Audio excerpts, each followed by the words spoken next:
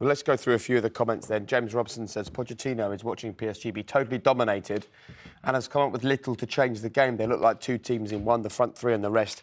There isn't much of a connection between the two. Mark Ogden says, one thing's for sure, Pochettino's PSG don't work as hard as Pochettino's Tottenham. Rose thinks the PSG side just doesn't suit Poch's way of football.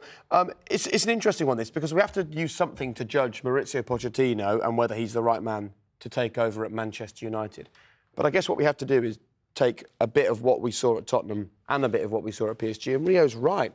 You know, Thomas Tuchel struggled with this team to get a tune out of them in the Champions League. And now look what he does at Chelsea. So you can't look at Poch at this club and decide whether he's right or wrong for Man United necessarily. No, absolutely not. And I actually agree with some of these tweets that the last few that we've just looked at.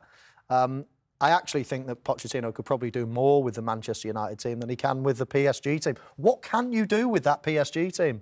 The players pick themselves, really. They're so good at players, they pick themselves. But whether you can mould that into a Champions League winning team, I'm sceptical about. Whereas in Manchester United, OK, they're probably not good enough at the moment to go win the Champions League.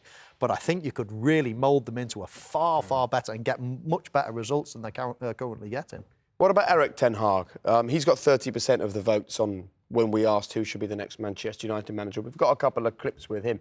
Do you think that he would suit the way United want to approach football? Is he the answer? I think every one of them people on that list, there's question marks and there's yes and no's to all of them. But I think with what you've been crying out for Man United, to see patterns of plays, to see an identity formed, a DNA, well, that's not in question with his team at Ajax. Yes, it's a different league. They're expected to win every year, but you've still got to go out and do it, and you've still got to go and create a way of playing that suits the players that are on your roster. And he's done that magnificently well here. And you've got to understand as well, he went through a phase of having to rebuild this team because he lost some huge players. 3 of his best players they got rid of. Then there's a conveyor belt of recruitment, but also with young players coming into the team from the youth team. And he's managed to gel it all together. And he knows how to put teams together. And that is definitely an ask for a Man United manager in this current way of life at the moment. But there's a lot of ifs, buts and maybes when you bring in any manager.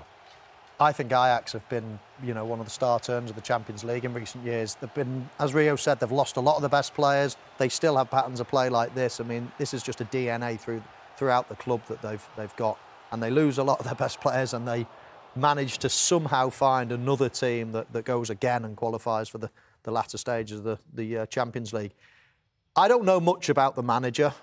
His team certainly play well, so he's got to enter the reckoning. But of the 4 managers that we saw before, I think Pochettino is the most likely. I don't think Zidane at all. Yeah.